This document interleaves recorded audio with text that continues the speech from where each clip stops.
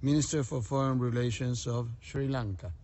Mr. President, Sri Lanka is an active participant in the multilateral framework to realize the promotion and protection of human rights. Fundamental rights are embodied in our constitution, progressively advanced through our democratically elected organs of government, and enforced through our independent judiciary.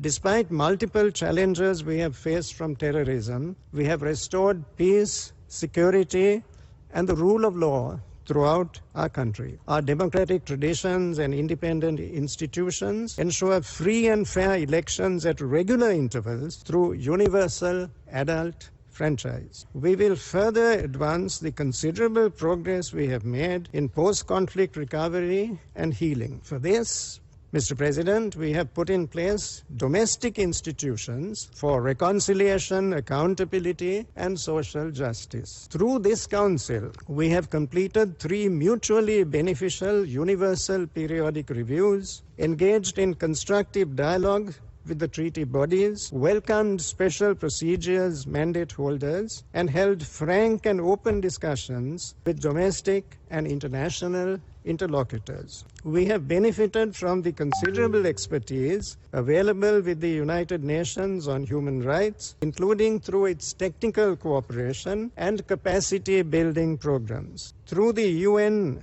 country team, we value the ongoing support to our domestic processes on reconciliation and achievement of sustainable development goals. Through this cooperative interaction and in line with our domestic framework and international obligations, we continue to ensure the promotion and protection of human rights and social justice for all our citizens, irrespective of ethnic and religious identity and political affiliation. Mr. President, despite the economic setbacks due to the COVID-19 pandemic, we continue to ensure our people's right to development. Sri Lanka has improved its global rank by 7 positions according to the latest SDG report. We appreciate the contribution made by our civil society partners through their extensive grassroots level outreach and undoubted expertise. As a developing member state of the international community, we brace ourselves to face the further adverse economic consequences of crises such as the pandemic and the unraveling conflict in Europe, which will impact on our efforts to achieve the sustainable development goals. Mr. President, we are today in a period of review of the work of the Council. We reflect on whether the Council has been successful in overcoming the credibility gap that led to the downfall of its predecessor commission. The multilateral architecture for the implementation of human rights was progressively developed in the last decades. Consensus was forged on key principles which we consider sacrosanct, such as that the promotion and protection of human rights should be guided by the principles of impartiality, objectivity, and non-selectivity based on the sovereign equality of member states.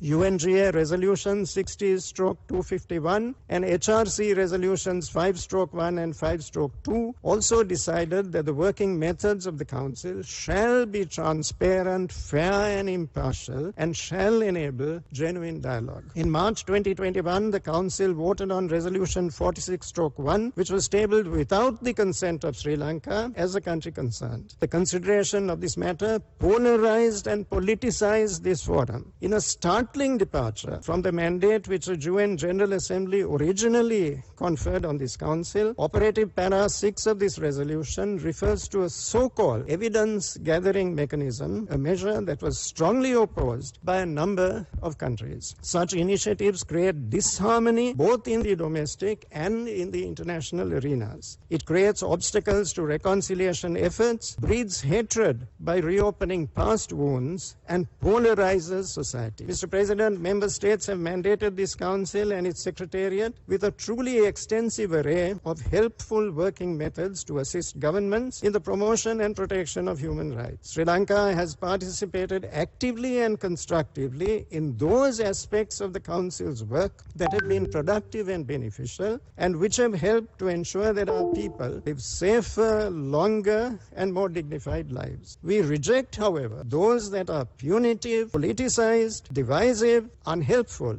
and initiated due to extraneous obvious reasons. Mr. President, as elsewhere in the world, we endeavor to strike a just balance between human rights and national security when dealing with terrorism. Sri Lanka is convinced that counter-terrorism legislation must secure and protect the rights of persons subject to investigation, detention and trial, and must not restrict democratic freedoms such as the freedom of expression. With these objectives in view, I recently presented a bill in the Parliament of Sri Lanka, which is an initial step in amending the Prevention of Terrorism Act 43 years after it was promulgated. We take particular objection to the use of voluntary funding, which has the necessary consequence of undermining objectivity and detachment. Against this background, Sri Lanka once again reiterates its view that the evidence-gathering mechanism established under Operative Para 6 of Resolution 46/1 is unhelpful to the people of Sri Lanka, will polarize Sri Lankan society and adversely affect economic development, peace and harmony in my country at a challenging time. It is an unproductive drain on member state resources at a time of severe financial shortfalls across the entire multilateral system, including the High Commissioner's Office. Mr. President, on the 4th of March, the Council will meet in an interactive dialogue on Sri Lanka. I look forward to sharing with you some thoughts on the written update on my country, Sri Lanka. I thank you, Mr. President.